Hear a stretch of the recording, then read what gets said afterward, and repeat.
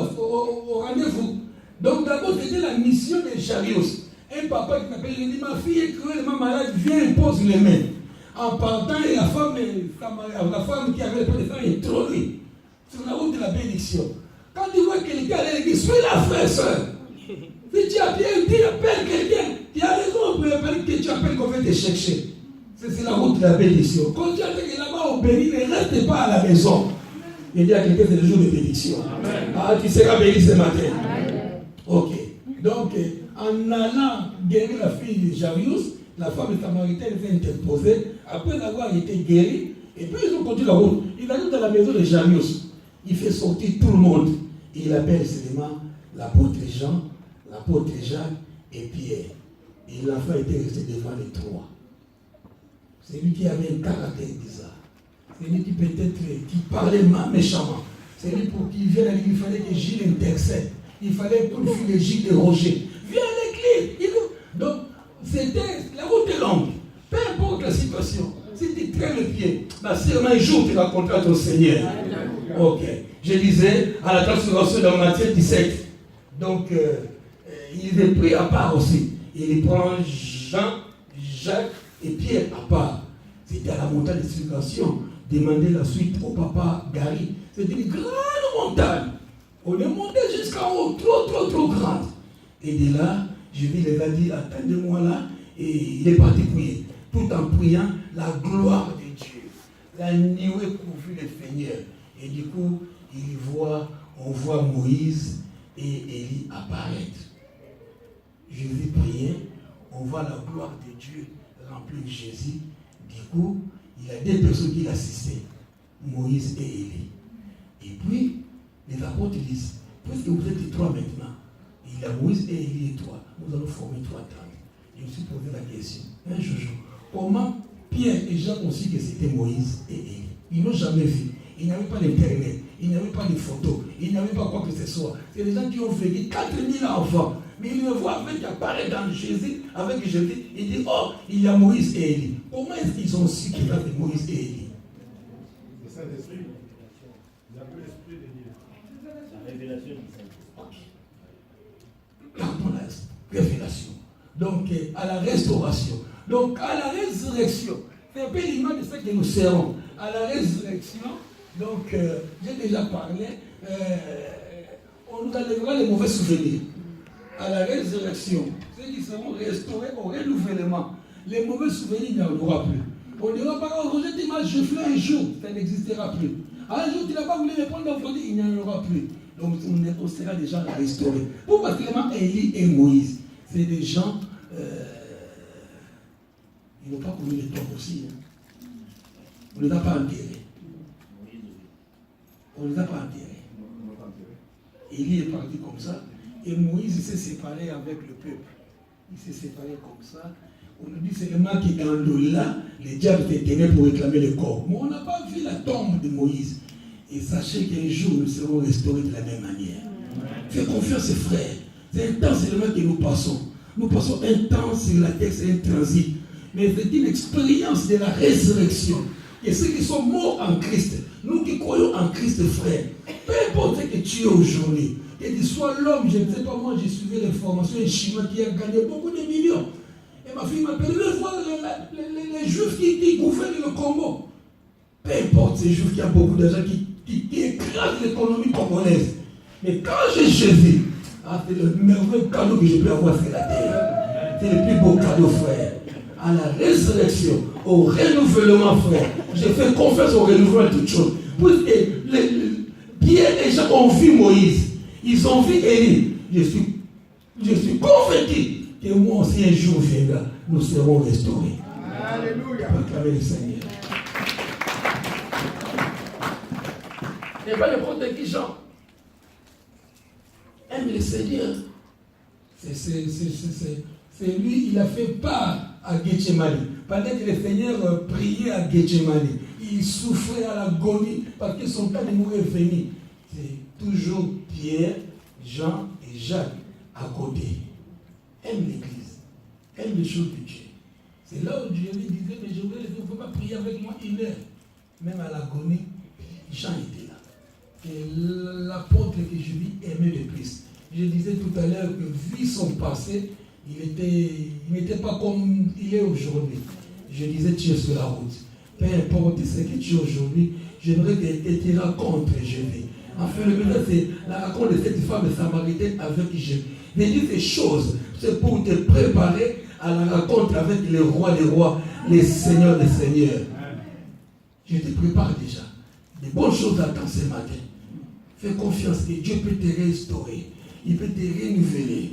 Des mauvais que tu étais, des qui que tu étais. Mais quand on rencontre Jésus de Nazareth, tu deviens une autre personne. C'est lui qui a écrit. Il a écrit 4 livres. Il a écrit ce que nous lisons, l'Évangile selon Jean. Il a écrit la lettre, la première lettre depuis des Jean, le 23e. Il a écrit aussi l'Apocalypse. Ce n'était pas n'importe qui. Mais pour nous dire que ce matin, il a eu des combats aussi. On devait vraiment champion dans le Seigneur. Il y a eu des moments de difficulté, des moments de tâtonnement. On n'est pas directement 100% chrétien. On peut tâtonner. Il a dit même si on cherche Dieu à tâtonnant, on cherche Dieu à tâtonnant, on finit toujours par les trouver. Ma prière est qu'il rencontre le roi des rois. Ma prière est qu'il rencontre le Messie. Ma prière est qu'il rencontre le Sauveur. Parce que tu viens tous les jours, frère, sœur, sous la pluie, sous le froid, nous voici. Oh, de Dieu, rencontre quelqu'un ce matin. Tu rencontreras quelqu'un ce matin, frère. Tu rencontreras. Ok. Et je vis à la croix, il confie à sa mère, pas n'importe qui, toujours à Jean. Il allait mourir. Il dit, Jean, voici ta mère. Maman, voici ton fils. Merci pour notre église. On a instauré l'église. Et tu ne peux pas, une fille de 10, 18 ans, tu ne peux pas amener une maman et sœur Agathe. Non, c'est moi qui appelle sœur Agathe. Vous, enfants, vous la direz maman Agathe. C'est ce qu'on a appris au pays. On appelait les mamans, maman est-elle. Maman est-elle. Malheureusement, ici, c'est des tantines, des tontons, des frères, des soeurs. Le manque de respect quand il y a les tontons. Oh, je viens tonton, même les tontons bizarres. Le tonton m'a dragué. Non, frère. Des faux tontons et des fausses tantines. Donc, donnez respect. Je lui dirai, Jean, voici ta maman, maman, voici ton fils. Donc, respect. Quand quelqu'un a l'âge d'avoir ta mère, ton père, appelle-la aussi maman, appelle-la aussi papa. Et quelqu'un veut dire amen? On acclame le Seigneur. Merci Jésus. Merci Jésus. Ok. Midi 21, c'était un peu l'historique, mathématique. On n'est pas encore arrivé à la mathématique. Ok. Je préparais un cours de mathématiques aussi. Une femme de Samarie vient puiser de l'eau. Jésus lui dit, oh non, j'ai sauté pour avoir les mathématiques. Là, s'est trouvé le puits de Jacob. Jésus, fatigué du voyage, était assis au bord du puits. C'était environ la 6e heure. Maintenant, c'est la maths, les maths. 6e heure. C'était l'ancienne appellation. Les Juifs appelaient autre que nous. La 6e heure de leur époque correspond à quoi? Ok, à midi. Donc, la 6e heure de cette femme. Et pourquoi elle est partie ainsi? C'est très important pour je vous dis le cours de mathématiques. Cette femme est partie au puits à la 6e heure, à midi. Or, les enfants de Jéthro, c'était le matin. Les serviteurs qui avaient rencontré à Rebecca, c'était le matin. Normalement, on va au puits le matin. Avec de l'eau, on peut préparer, on peut se doucher, on peut faire le ménage. Et puis le soir, on allait normalement au puits le matin et le soir. Le soir, il y a beaucoup qui prennent douche aussi le soir. Après avoir porté beaucoup de choses lourdes, fatiguées, il faut une douche. C'est alors, c'était un travail beaucoup réservé pour les femmes. Mais si tu es homme aussi, elle aussi ta femme. On n'est pas une église, on laisse la femme comme esclave.